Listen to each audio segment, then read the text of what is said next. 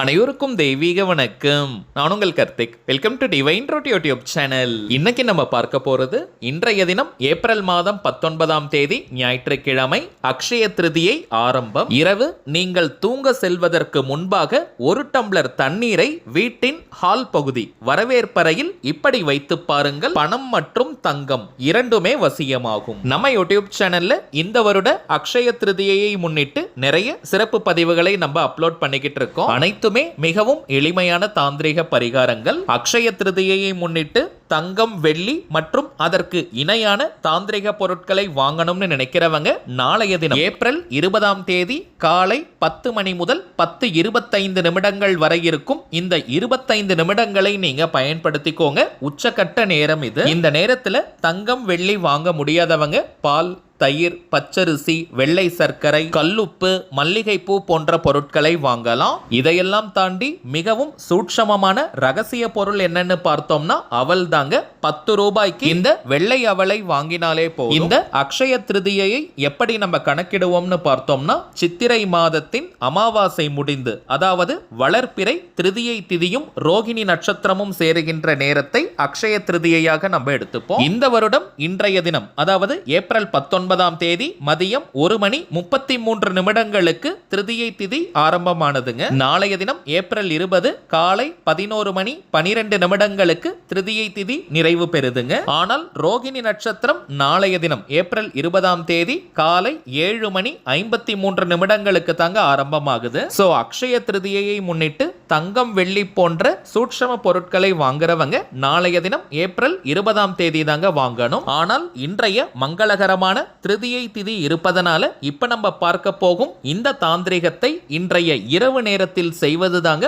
உச்சக்கட்ட பலனை கொடுக்கும். நம்ம சேனலை ரெகுலரா பார்க்கிறவங்களுக்கு தெரியும், நம்ம அப்லோட் பண்ணக்கூடிய அனைத்து வழிமுறைகளும் மிகவும் எளிமையானதாக இருக்கும், உடனே பலனை கொடுக்கக்கூடியவை. அதன் அடிப்படையில் இந்த தாந்திரிகமும் மிக மிக எளிமையானது, எந்த விதமான கட்டுப்பாடுகளும் கிடையாதுங்க. ஜஸ்ட் நீங்க குளித்திருந்தால் மட்டும் போதும், தலைக்கு குளிக்கணும்ன்ற அவசியம் கூட கிடையாதுங்க. நார்மலா நீங்க குளிச்சிருந்தாலே போதும். நீங்க அசைவம் சாப்பிட்டிருந்தாலும் இந்த மெத்தடை ஃபாலோ பண்ணலாம். பெண்கள் தீட்டு நேரமாக இருந்தாலும் நீங்க தவிர்க்கணும்ன்ற அவசியம் கிடையாதுங்க. அடுத்ததாக இன்றைய தினம் எந்த நேரத்துல இந்த தாந்திரிகத்தை செய்யணும்னு பார்த்தோம்னா உங்க எல்லா வேலையுமே முடிச்சிட்டு ஃபைனலா நீங்க தூங்க போறதுக்கு முன்னாடி இந்த தாந்திரிகத்தை செய்யுங்க. இந்த வீடியோவை நீங்க பார்க்கும் இந்த நேரத்திலிருந்து இன்றைய தினம் இரவு முழுவதுமே நமக்கு திருதியை திதி நிறைவாக இருக்குங்க. சோ இன்னைக்கு நைட்டு நீங்க தூங்க போறதுக்கு முன்னாடி எப்ப வேணாலும் இந்த தாந்திரிகத்தை செய்யலாம். ஒரு சுத்தமான டம்ளர் நீங்க எடுத்துக்கோங்க. அது கண்ணாடி டம்ளர் கூட நீங்க எடுத்துக்கலாம், அல்லது ஸ்டீல் டம்ளர், பித்தளை, காப்பர்னு எந்த டம்ளர் வேணாலும் எடுத்துக்கலாம். அல்லது தீர்த்தம் வைக்கக்கூடிய காப்பர் அல்லது பித்தளை சொம்பு நீங்க வச்சிருக்கீங்கன்னா அதை கூட பயன்படுத்திக்கலாம். அதுல 3/4 பங்கு அளவிற்கு தண்ணீர் அல்லது பன்னீரை நீங்க எடுத்துக்கோங்க. நல்ல சுத்தமான குடிக்கும் தண்ணீரை நீங்க எடுத்துக்கோங்க. அப்படி இல்லைன்னா பன்னீர் நீங்க பயன்படுத்திக்கோங்க, அது இன்னமும் விசேஷம். இப்ப அந்த தண்ணீர் அல்லது பன்னீருக்கு மேல ஒரு கைப்பிடி அளவு நல்ல ஃப்ரெஷ்ஷா இருக்கக்கூடிய மல்லிகை பூவை நீங்க தூவி விடுங்க. அக்ஷய திருதியினாலே முக்கியமான மலர் மல்லிகை பூ. அந்த மல்லிகை பூவை அந்த தண்ணீர் அல்லது பன்னீருக்கு மேல நீங்க வைங்க. இப்ப இந்த டம்ளரை மூடக்கூடாதுங்க, இது ஓபன்ல தான் இருக்கணும். உங்க வீட்டினுடைய ஹால் பகுதி, அதாவது வரவேற்பறையில ஏதாவது ஒரு கார்னர்ல அல்லது சென்டர்ல நடுவுல கூட வைக்கலாம், அல்லது ஏதாவது ஒரு மூலையில நீங்க வச்சிருங்க. நீங்க குளிச்சிட்டு சுத்தமா இருக்கிற பட்சத்துல பூஜை அறையில கூட இந்த டம்ளரை வைக்கலாம், அது உங்களுடைய விருப்பம். இன்றைய இரவு முழுவதுமே அது அப்படியே இருக்கட்டும். வாய்ப்பு இருக்கிறவங்க கொஞ்சம் பச்சை கற்பூரத்தை வேணும்னா அந்த தண்ணீர் அல்லது பன்னீர்ல நீங்க சேர்த்துக்கலாம், இது ஆப்ஷன் தாங்க. நாளைய தினம் காலை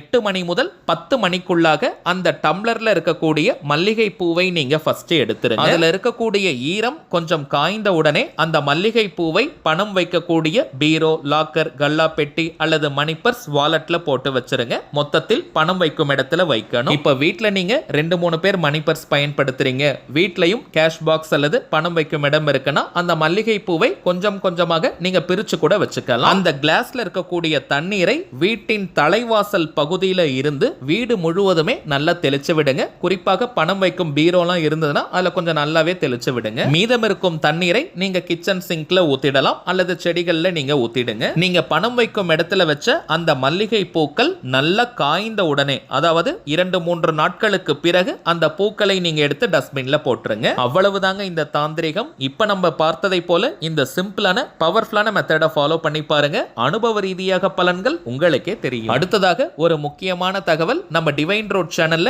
அதிரடியான அபாரமான பணவசியத்தையும் வீட்டிற்கு நிரந்தர லட்சுமி கடாட்சத்தையும் தரக்கூடிய ஸ்ரீ லட்சுமி சரண பாதுகையை அறிமுகப்படுத்தி இருக்கோம். ஆல்ரெடி நிறைய பேர் நீங்க வாங்கி பயன்படுத்தி பலனடைஞ்சுகிட்டு இருக்கீங்க. நாளைய அக்ஷய திருதியை முன்னிட்டு ஸ்ரீ லட்சுமி சரண பாதுகையை சிறப்பு பூஜைகள் செய்து நம்ம கிளைண்ட்ஸ் கிட்ட கொடுக்க போறோம். நம்ம டிவைன் ரோட் சேனல்ல கொடுக்கக்கூடிய எந்த ஒரு தாந்திரிக தெய்வீக பொருட்களாக இருந்தாலும் அதுல நிறைய சூட்சமங்கள் இருக்கும். அதன் அடிப்படையில் இந்த லட்சுமி சரண பாதுகை, அதாவது மகாலட்சுமி தாயாரின் இந்த பாதங்களிலும் பார்த்தோம்னா நிறைய சிறப்புகள் இருக்குங்க. பொதுவாக மகாலட்சுமி தாயாரின் பாதங்களை பித்தளை அல்லது செம்பு தட்டுல வச்சு கொடுப்பாங்க. ஆனால் நம்ம செலனைட் கிறிஸ்டல் கல் மீது மகாலட்சுமி தாயாரின் பாதங்களை பதிச்சு கொடுக்கிறோம். இந்த செலனைட் கல், அதாவது ஒயிட் கலர்ல ரவுண்டா இருக்கு பாருங்க, இதுதான் செலனைட் கல். இதற்கு ஒரு தன்மை இருக்குங்க.